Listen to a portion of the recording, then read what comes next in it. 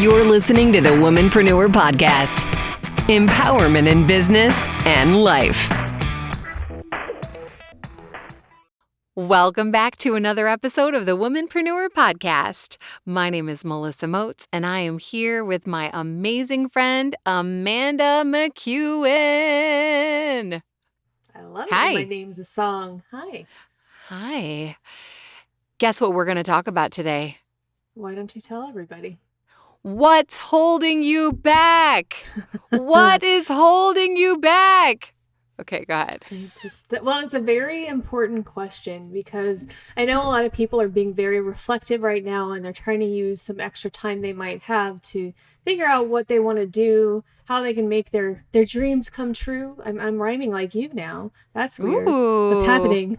It's like coming Wow. through technology. Melissa Moats is infecting me. I like it. Yeah, these things happen sometimes, I guess. But a lot of times there's something in the way, and we're just going to elaborate a bunch of different things that might be holding you back from doing the things that you want to do. So this could get a little bit tough love.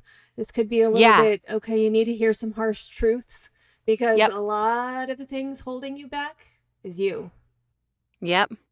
Yeah, I would say more than 95% of the things that are holding us back just sort of all happen upstairs in our minds. And sometimes it's just important to be reminded of the narrative that we have going on inside of our head and how we have the ability to change it. And sometimes just having a few of these topics pointed out to us, we'll go, aha! I think that's me. I think that's my thing. So once you can identify it, you can overcome it. We believe in you. That's Melissa's version of yelling. It's still so friendly and has a nice tone to it. So you're getting yelled at, but you feel good about it at the same time. You've got this. Okay. So I've got a list, Amanda McEwen. Are you shocked at this fact? I am not showing a shocked face right now. Because it's you. So we did something on this one. You sent me a list, and each of your points on your list I have a follow-up or an add-on too. So. Ooh. Okay. You ready? Here comes number 1. You don't know what makes you happy. When was the last time you just stopped and thought about what makes you happy? Or if you look back in your life, the things that used to make you happy that somehow are now on the back burner. Why? Why is that? So maybe just take a few minutes to think to yourself, man, when I was my happiest, what was going on in my life? What did my life look like when I was the happiest? And draw from that. If you can't ever remember a time that you were ever happy, I'm sorry that that's the case. But you know what? I don't believe that's true. I think we've all had times that we've been happier. So, think about all that. Just think about being happy. Sorry, I lost my thought for a second. What is your add-on? Well, let me talk to what you were saying first. Yeah. Because I think you need to evaluate sometimes, because it's pretty easy to think that this thing made me happy before, and so you keep chasing that one thing, but that one thing might not make you happy now. And so it's good to realize that we do change as we grow. Some of us don't, some things don't, but we are allowed to evolve in what we want. And sometimes something that made us happy in our 20s might not still do the same thing in your 30s or your 40s. And it's good to take stock and be honest with yourself about that. Is what is that happiness that you were chasing, and you know how to get it?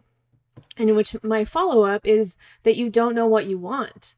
So it's, you don't know what makes you happy, but you also have no idea what it is that you're chasing. Absolutely.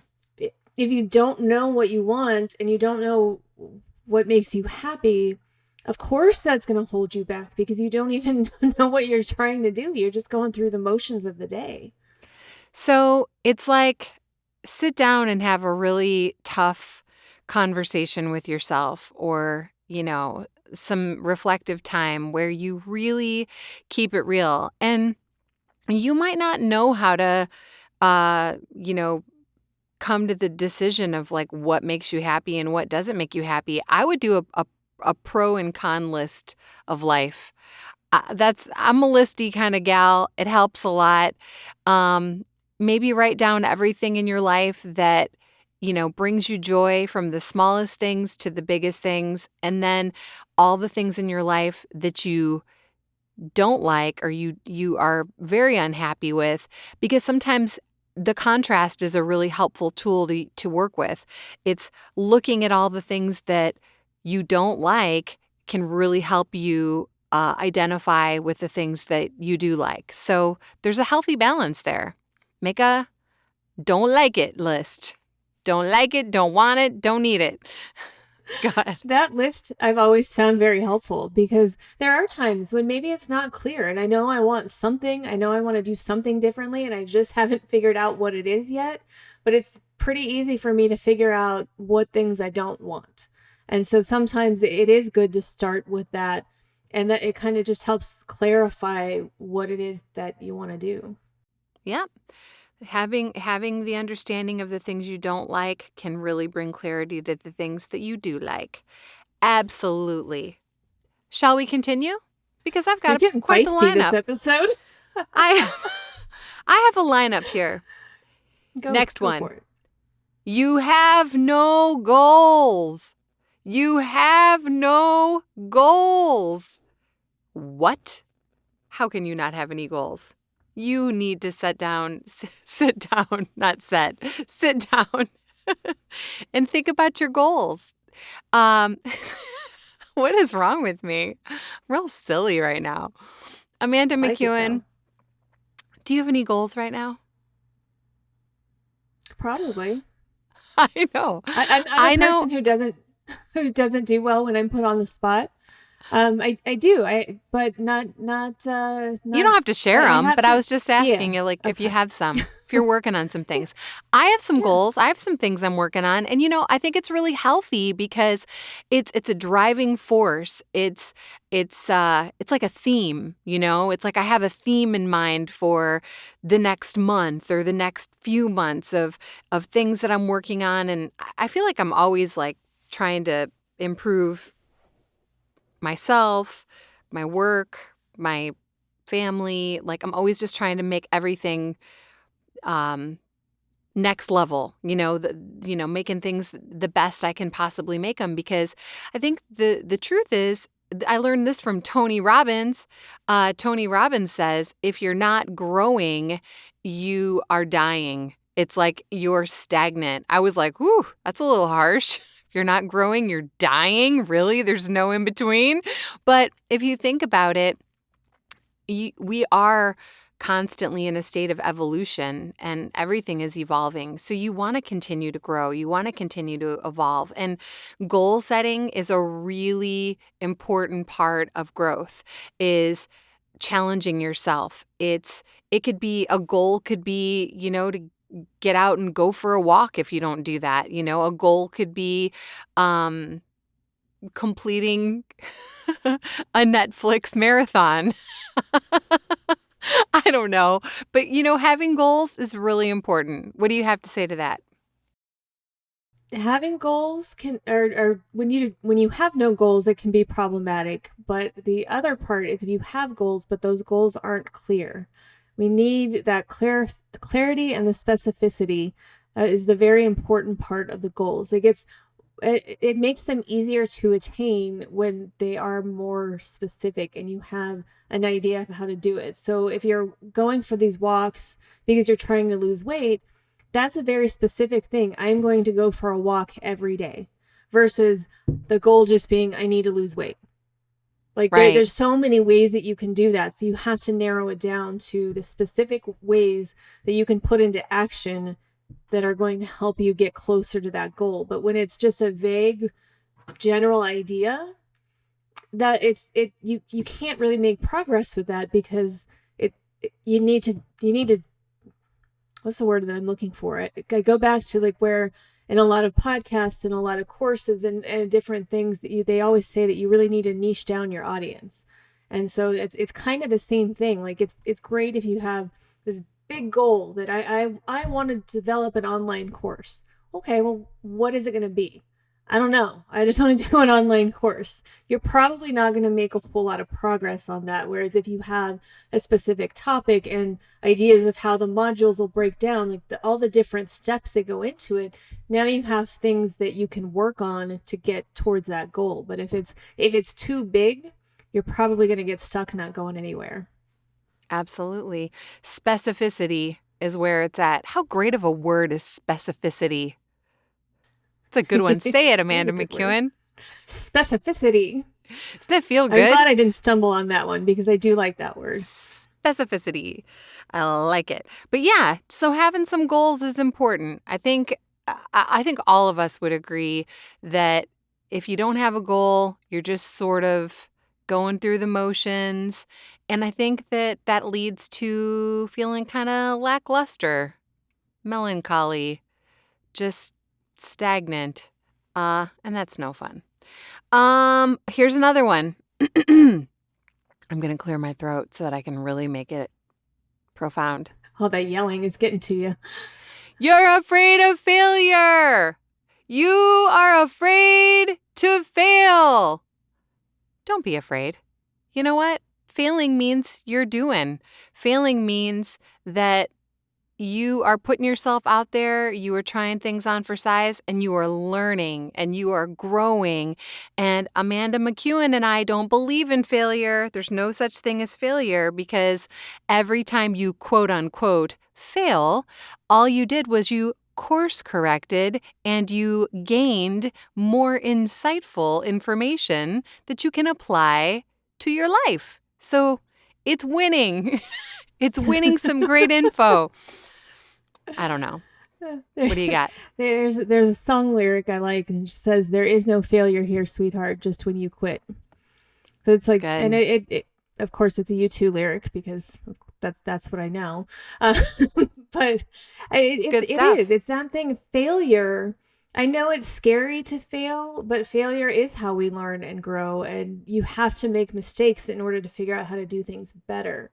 So it's that whole idea we talk about all the time is you take a failure and you learn from it. And that lesson that you've learned is the success in that situation. And that leads me to my follow-up is another roadblock is that you're afraid of success and you self-sabotage yourself. Because it's one thing to be afraid to fail, but a lot of people get in their own way. And I think that they know they can do it, but then they're scared of what's going to happen if they do it. And that fear of succeeding, even though it's usually on the subconscious level, because most people are going to say like, oh, I really want to do this thing, but I'm afraid I'm going to do it too well and it's going to be good. And I just don't want to do that. It's very, very subconscious, but we will self-sabotage ourselves for a myriad of reasons. I don't know why, but there's just a lot of times when that happens where we get in our own way and stop ourselves from achieving the goals that we want. Absolutely. I know. And I feel like there have definitely been times that I think like in my 20s, I had self-sabotaged certain things I was working on straight up out of fear. You know, it was just like, oh, also, I think it can be scary if you do accomplish the thing you set out to do, then it means it's time to set up a whole new set of challenges. And that can be kind of exhausting and scary. And it is okay, by the way, to take some breathers in between and be like, you know what? I'm going to bask in the moment. I'm going to bask in the glory of me, of that thing that I just achieved. Like, yeah, that was good. You can stay there for a little while, but then you just don't want to get stuck in that holding pattern. Because what do they say? Idle hands is the devil's workshop. Or an idle mind is the devil's workshop. I think there's some good stuff in that saying, just as far as like, you also can get yourself into, trouble if you are not growing and being constructive and productive. So it's just a little side note, just something to think about, something to consider. You're afraid of the unknown. You are afraid of the unknown. I don't know why I feel like shouting all this stuff today, but what do you got? You put on this pink shirt that says Melissa on it, and suddenly you're like a superhero version of yourself that you have to yell everything at people. I'm going to show everybody my shirt. Hold on. I'm going to stand up. So for those who are listening, she's showing off her pink love shirt. Is that a VW shirt? Yes. My sister-in-law, Okay. Danielle, had it custom made for me because she's amazing. And if you, my name on the back? Again, sorry for you listening. She's trying to show off a shirt that you can't hear, but it says Melissa in pink on the back. Can you see and it? She's also wearing her pink headphones. So she is very pink, very Melissa-like. And now she's tangled up in her cords and is trying to get situated so she could speak again, while I'm left floundering, having to fill the space with my own words. You Thanks, are afraid of the unknown. Okay. So the unknown is just that. It's unknown. It's unknown for all of us. None of us know. None of us know. There's nothing to be afraid of. Except for you yelling at them. Right. That's a little scary. Take it from me, the girl in all pink, when I tell you that all of us wake up every morning with the same unknowing unknown. We just don't know.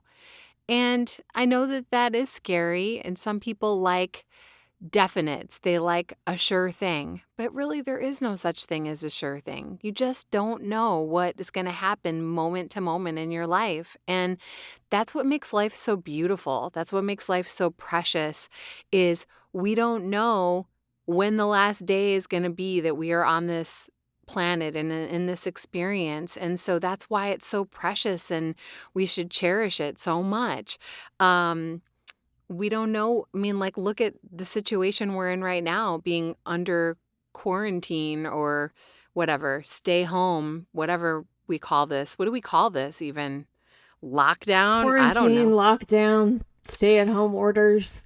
Yeah. There's names All for I it. can say is like, we all woke up one day. We didn't see this coming. We didn't know this was going to happen until we did. But we're getting through it. We're all making the best that we can out of the situation. But I think just knowing that the only thing that stays the same is that change is always the same. It's like that's the only thing that's the same, is that change is always going to happen. Change is always on the horizon, and everything is temporary. So I don't know. What do you have on that, girl?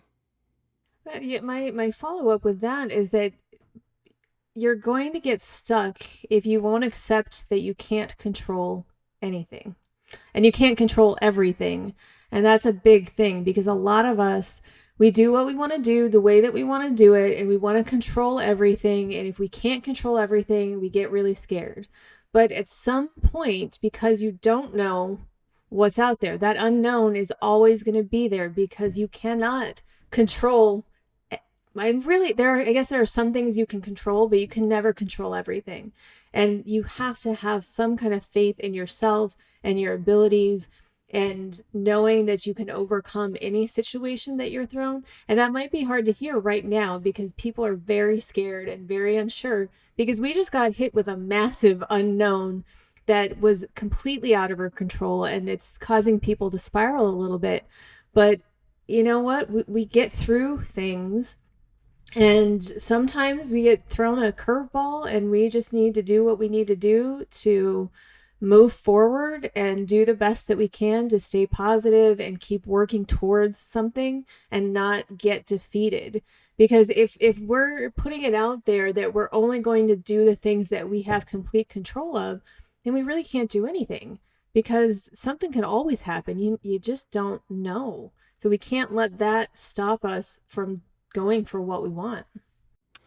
And the more out of control you feel outwardly, the best thing you can do is turn inward and get quiet and trust yourself. Trust your instincts. Trust your heart. It will guide you. It knows.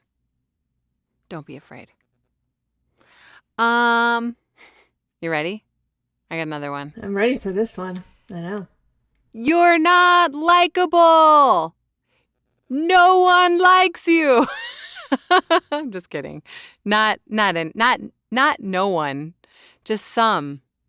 Are you a likable person? Good. Are you a not likable person? Why? Why? Do you like yourself? Does your dog like you? Likability is a really important part of life. Not everyone's going to like you. Don't live your life based on what other people think and feel, because you can't do that either. But I think at being self-aware and doing your best to be a good person and having consideration for others, I think that's probably one of the things that makes people the most unlikable, is I think when they're just not only just being a jerk, but I think people who tend to be a jerk are just very, very self-centered. They're people who don't think of others. They're not considerate. They think the whole world revolves around them. And I think that that's something to take a look at, because people like to work with people they like. People like to spend time with people they like. And really, likability is a really big part of life. So if you just want to be alone all the time with yourself and all of your thoughts, and if you don't ever want to engage with anyone else, then fine. But it's not really the way life goes. So be nice. Think of others. That's all I got. my follow-up with that is a big part of that ties into likability, is that you don't give back, because no one is invested in a relationship that isn't reciprocal. And when you're doing business with other people. Even if you are self-employed and you don't have anybody else on your team and it's just you doing work, you're doing work for somebody.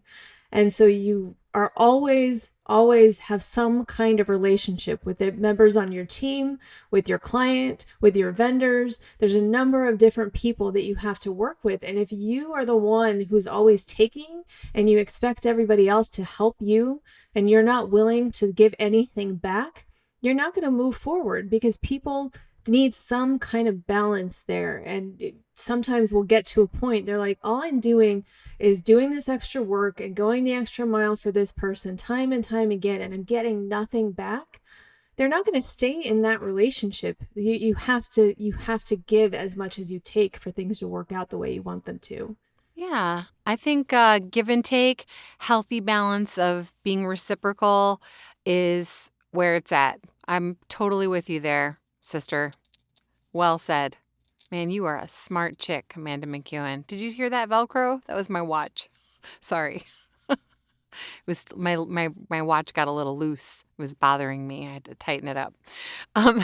Anyway, I just You think can't control everything, Melissa Modes. You can't control everything, and I'm okay with that.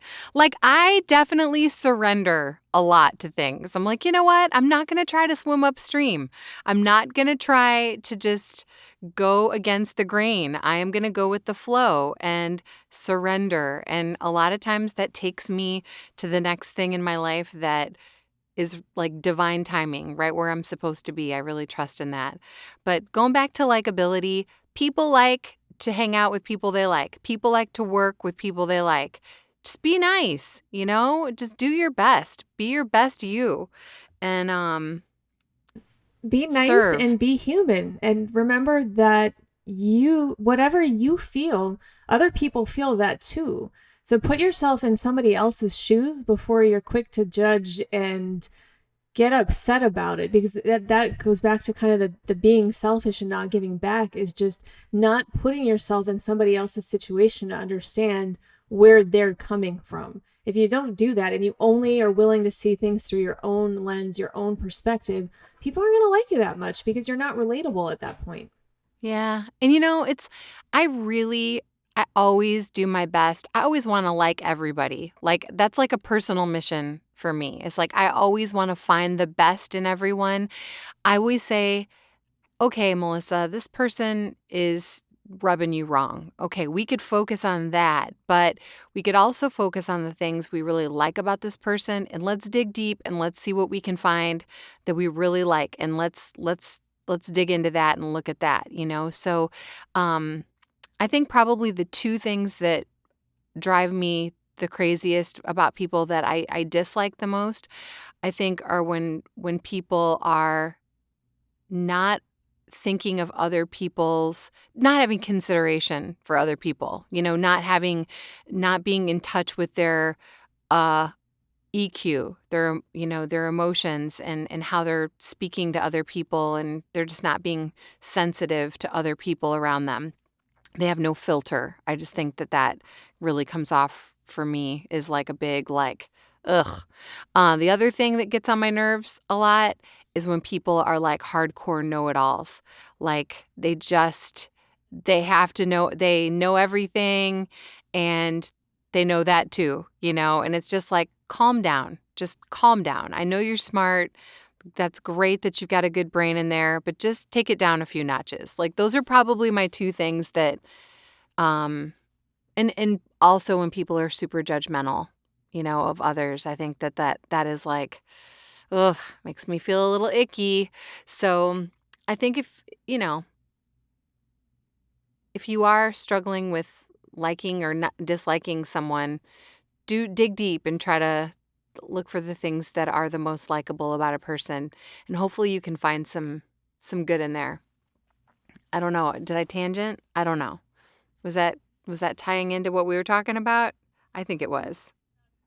Yeah. And it leads well into your next point. Next point. Your attitude stinks. Your attitude is stinky. P.U. Nobody wants a stinky attitude. No, nobody likes a stinker. You know what? I learned that actually from my niece when she was like 5 years old. She was like, "Hey, Melissa, nobody likes a stinker." And I was like, good work. True story. Nobody likes a stinker. And to me, a stinker is a person with a stinky attitude. So what do you have to say about that, Amanda McEwen? Well, when you have a bad attitude, there's a couple different things. It's one, if all you do is complain and you whine, that those are the types of people who exhaust me and I don't keep in my life, whether it's business, personal life, whatever. I can't deal with the constant negativity because everything isn't that bad all the time. Yes, bad things happen. That it's valid to feel that bad things happen sometimes and you can react negatively to those a little bit, but don't it also ties into what we say all the time and this is a big roadblock that could happen to a lot of people when you look for excuses instead of solutions. Because all of that negativity, if you're focusing all of your energy on what's not working, what's going wrong, what makes you unhappy, why everything is terrible in the world, you're just attracting more of that. And I'm not saying that you need to subscribe to the ideas of The Secret and manifestation and all of that, although I do think there's a lot to do with it. But there is that definite sense that what you put out there is what you get back. And if you're complaining about other people all the time and not doing what Melissa does and find the good in them, why are people gonna think positively about you? And it's again like the role reversal, and put yourself in somebody else's shoes. And if you are the one that's just constantly saying, I can't do that, I can't, this is why, and you have an excuse against any suggestion that's offered to you of how you can do things that will help you reach your goals, but all you want to do is shut them down, how are you supposed to make any progress? And there's a lot of people that just have that bad attitude, and it's no wonder that things don't work out. Yep. I just think that we bring about what we think about. It's as simple as that. And if you think negatively and you are a complainer and you think that everything sucks, then everything will suck. But if you start to think, you know what, things aren't so bad, I think that's a step in the right direction. And sometimes people accuse me of being too happy or, everything going my way. Melissa Moats is so lucky. I'm not lucky. I am just, I'm very mindful and I'm very aware of what I say, what I think about, and I really I protect what I feed my mind just as much as I protect and I'm protective of what I feed my body. And what you feed your mind and what you feed your body feeds your soul. And if you're putting a bunch of good stuff into your mind and you're putting a bunch of good stuff into your body, you can't help but have a good attitude. And then I think too that it's like if you're looking at everything in your life from a place of lack, like, I don't have enough, or everybody else is so much luckier and happier than me, and then you're seeing things through the lack filter. But if you look at everything with more gratitude and you're operating from a place of abundance, it's pretty surprising about what will show up. Just more goodness will show up if you notice the good. But you're in charge of your attitude. It's totally up to you. So, and that ties in with likability. So if you've got a bad attitude all the time, or you complain all the time, or everything's always a sad story, it's not gonna help you get where you want to go. So just take a look at that. Keep it real with yourself. That's all I got. Do you want me to move on? I got a couple more. You're unwilling to do whatever it takes. I repeat, you are unwilling to do whatever it takes. It goes back to one of my favorite things that Amanda McEwen says, and is, have you done everything that you could possibly do? That is such a good question that you ask, or when you ask yourself, have I done everything that I could possibly do when you are working on something or applying yourself to something? What an awesome question to ask. You've got to be willing to put in the work. You've got to be willing to, I don't care what it has to do with, if it has to do with your work life, goals you're wanting to accomplish that are personal or career-based.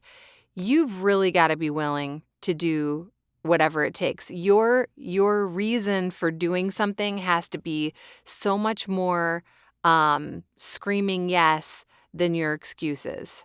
So what do you got for that, Amanda McEwen? Yeah, you have to, if you really want it. And to me, it's pretty straightforward. You're willing, if it's something, if it's that important to you, because you make the time for what's important to you, whether it's a goal, a job, a person. If it's really important, you make the time to make it work. And my follow-up to being unwilling to do whatever it takes is that you're not willing to sacrifice, whether that's time, that's money, that's social outings when we're allowed to have social outings again. There's a lot of people who will get very selfish, and you're like, oh, well, I just don't have time to do that. Or I don't have the money to do that. Or, well, I mean, I really want to go to this show, or I want to go hang out here, or I want to go out to eat. So I'm not going to have time to do the thing that I really want to do. And if you really want to do the thing, maybe you don't always go to that social outing. Maybe sometimes you spend your time working towards the thing that you say that you want so badly. But so many times I hear people with these grand ideas and these goals, and there's all these things they want to do, and they never make the time. And it's because it is a sacrifice, because you always have to give something up in order to gain something.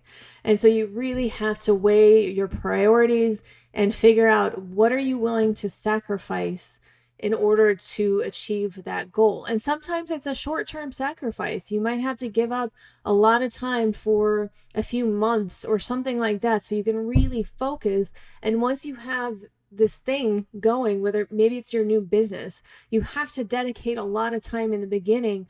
But then as you get all those things done, your time will free up later, and then you can go hang out with your friends. And you have to find a balance between all of those, because you can't just work, and you can't just play all the time either. There has to be some kind of balance, but you have to be very truthful with yourself and figure out, do you want it enough that you're willing to sacrifice something to get it? Yeah. And just to add to what you said, deferred gratification. I know we've talked about that before on our podcast, which is, you create the time. You might be sacrificing some fun to really get serious and super focused and create some extra time for yourself to apply to a goal. But in the long run, the deferred gratification is you're going to be you're going to be so proud of what you accomplished and what you created, and the reward will end up being so great for you, just the pure satisfaction of succeeding at something that was really, really important to you. So another thing to talk about regarding being unwilling to put in the time is, you know what? Sometimes you just have to be honest enough with yourself to say, no, I don't want to do that.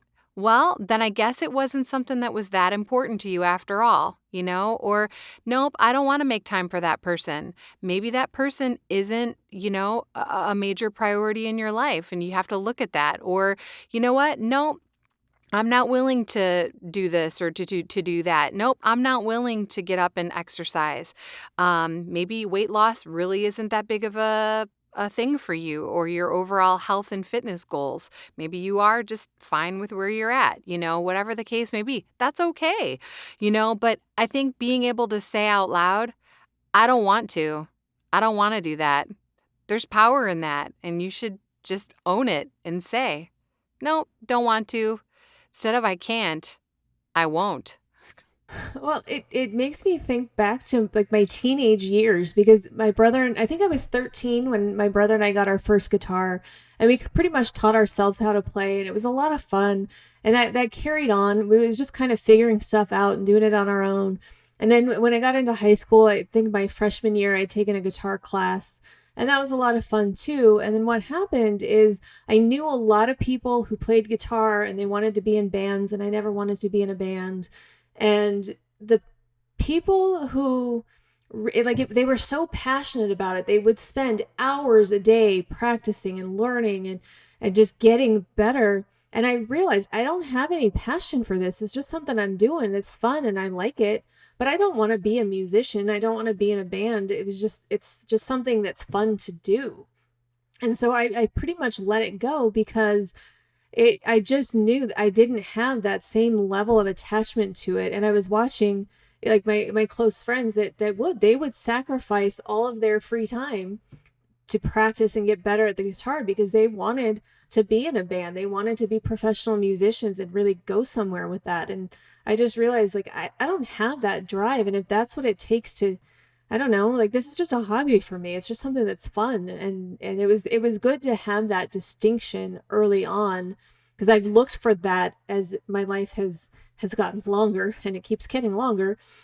And it's just, do I really have the passion for this thing, or is it just something that's fun to do for a little while? And sometimes making that distinction is pretty important.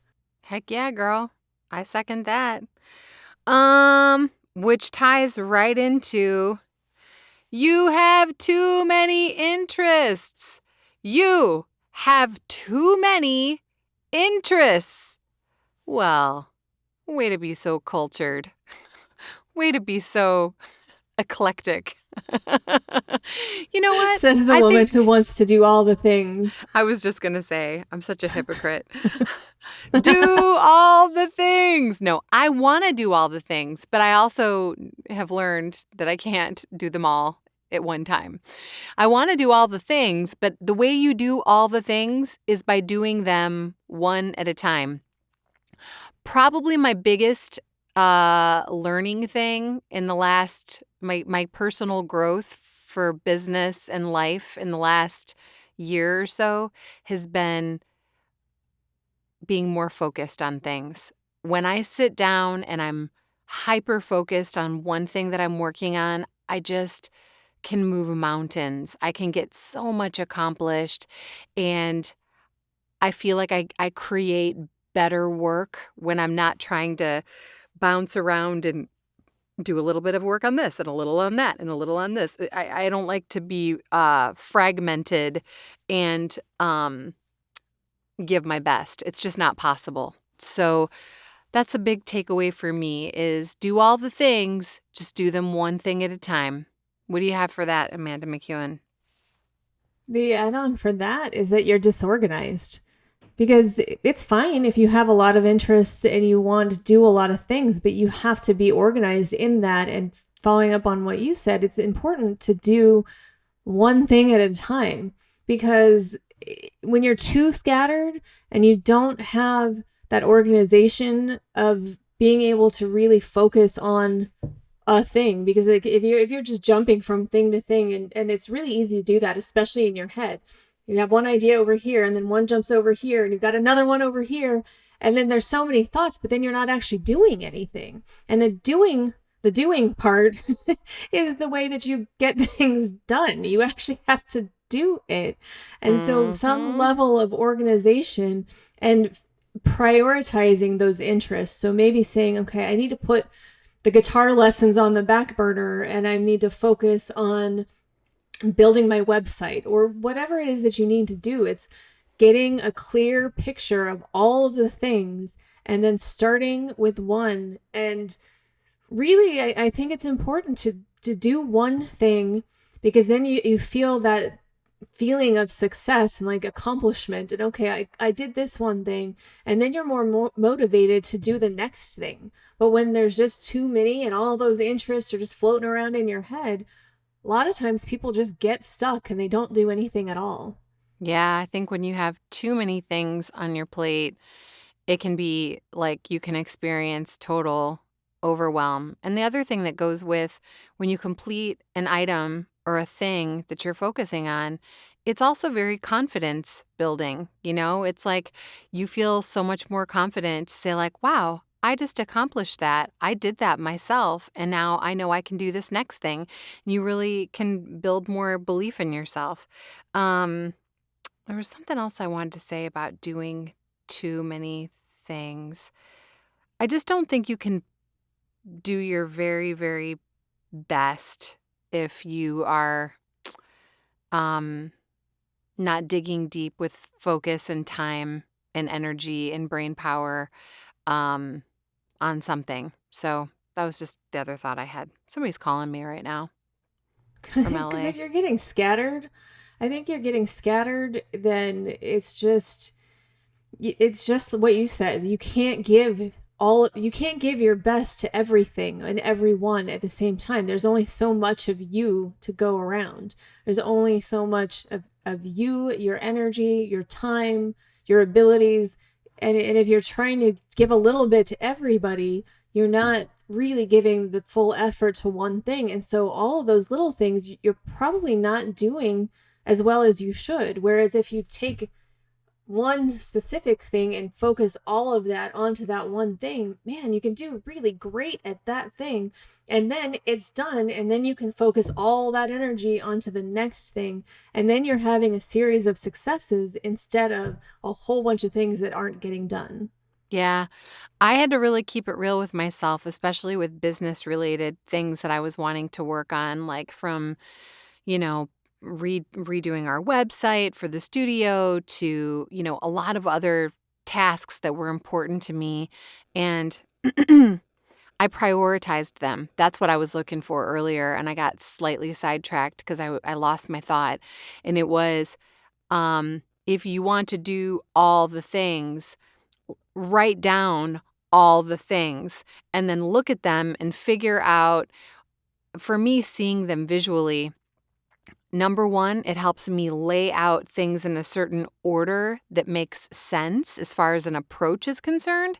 And then also prioritizing what's the most important thing right now. And then doing it in reverse, guitar lessons is important to you. Cool. That can be a big part of what you want to work on, but it's not the number one thing right now. So you're going to put that at the back of the list, and you're going to look at the stuff that's going to really help you. Do you have anything else you want to talk about on that? I got the last one. Got a big one. Ready? You are a perfectionist. You are a perfectionist. Perfection. Is that a thing? Perfection is boring. There is no such thing as perfection. And what do you got on that, Amanda McEwen?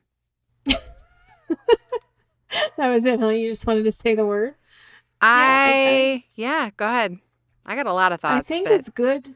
I think it's good to strive for perfection, but also accepting that it's not a real thing. Nothing is perfect. No one is perfect. You can't be perfect. The best that you can do is the best that you can do. And so many people get wrapped up in that. And I'll put myself in that group very often. I want everything to be the best that it can. And I get pretty frustrated when it's not. And I understand that everything can't be perfect, but there are times when, especially when you're working with other people, and somebody else does things differently than I would have, and I know that things could have been better, and that's really difficult for me sometimes. But I also don't want to do everything myself. But there, you get to that level, and it's just that my bar is pretty high. My expectations are pretty high. Those expectations are exclusive to me, though. So it's not that I expect everybody else to put the same level of effort and care into things that they don't care about as much as I do. It doesn't work that way. But just understand, like, so there are some people that get stuck and they just say it either needs to be perfect or I'm not going to do it at all. And so that's why they don't get things done, is again, you're holding yourself back because you're only willing to do it if it can be perfect. You're waiting for the perfect situation, the perfect circumstances. Well, that's the never perfect gonna happen. time. You just keep putting things off until you're waiting for something to change, instead of just saying, you know what, this is the situation as it is now, so I'm going to do what I can with these circumstances and I'm going to move forward. And if it's not perfect, so be it. So I'll do the best that I can, and at least I'm doing something. Perfect can be such a roadblock. It can be such an excuse, and you just described that perfectly. I know, right? I was just gonna say, definitely nothing wrong with having high standards for yourself. High expectations, holding yourself to a high standard, striving to be your best, striving to do better than you did before. I always hope that every day when I wake up, I'm a better version of myself today than I was yesterday, because today I have more information today than I had yesterday. And I'm striving for progress. And that's, I think, progress over perfection. I think if every day you're making just a little bit more progress, you're elevating. You're becoming a better version. One of the things I love to say to my students is, like, regarding voice acting, practice, practice, practice. And I don't say practice makes perfect. I say practice makes progress. And that's what we're hoping for. So applying yourself to anything you're doing in life and really giving it your all, knowing that you gave your best, is going to create progress. And that's all we can ever hope for. My last follow-up, kind of an add-on to perfectionism, and what's holding you back is you're afraid to put yourself out there. You're so worried about what other people might think that you're not putting yourself out there. You're not taking the steps, and you're finding all these excuses to not do something because you're afraid that if you do it and you put it out in the world and people know that you're doing it, or they know that you've done it and they see it, they might judge you for it. They might not like it. They might criticize you. All those things are very valid fears. They're very human fears. But we can't let those fears stop us from doing what we want to do, because, like we've said on here a number of times, there's always going to be somebody who absolutely loves what you do. There's always going to be somebody who hates what you do. You can't make everybody happy. And if you're trying to live your own life for other people's approval, you're completely neglecting yourself and what you want and what's going to make you happy. And we could probably go all the way back through our list and list out everything. And the one thing is, if you're afraid to put yourself out there, you're never going to get out there and get your things done, because no, nothing can be perfect, and nothing is ever going to be loved by everybody. Right. The most important thing is that it's loved by you and that you are loved by you.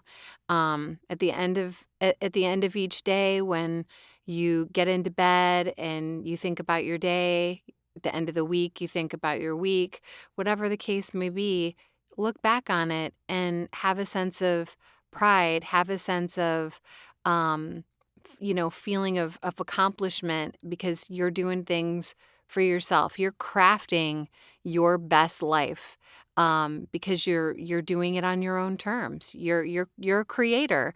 Don't forget that you're a creator and you can create things for yourself the way that you want them to be to live your best life.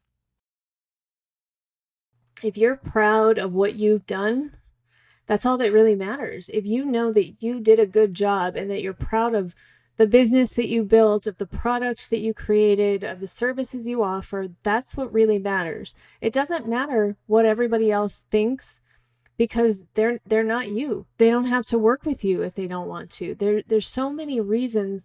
And yes, it's always disheartening when you put all this time and energy into doing something and then you get a bad review or somebody criticizes you on social, but that's all about them. And we've talked about that before, but other people's insecurity is their problem. It's not yours. So do what you need to do for you. Be proud of what you do. Put in the work. And don't be afraid to put yourself out there. I know it's scary. I don't like to do it either. This is something I've struggled with my whole life because I don't like to be out there. I'm happier being mysterious behind the scenes Amanda than to be out in front of a camera talking about feelings and stuff. But you know what?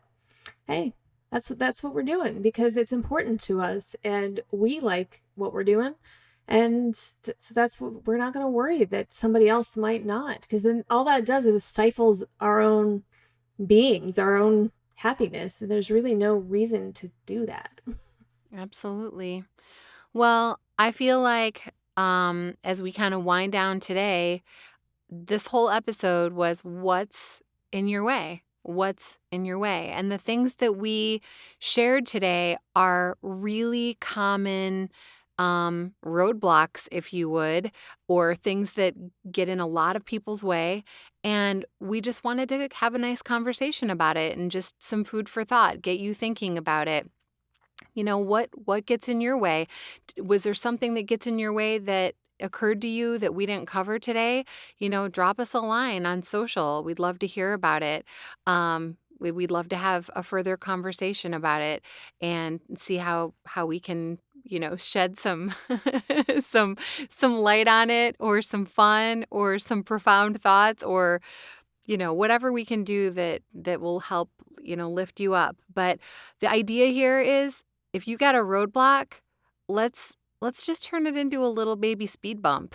Let's keep moving forward, because every day that's the goal, is to just keep moving forward and not get stuck and not be in a holding pattern, not feel like there's anything that is blocking us from living our best life.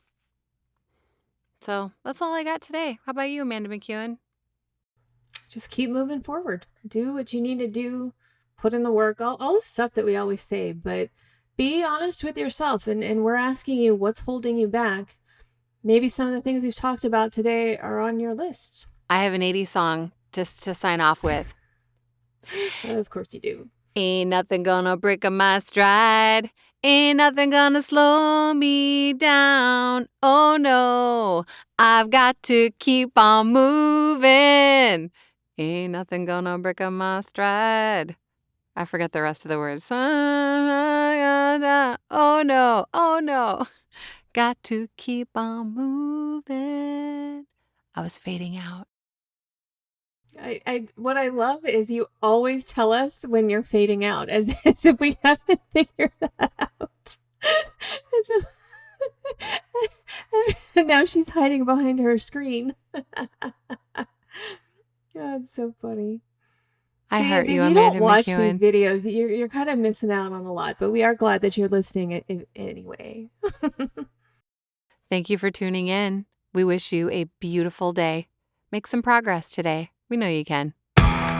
Thanks for tuning into the Womanpreneur Podcast. Until next time, you've got this.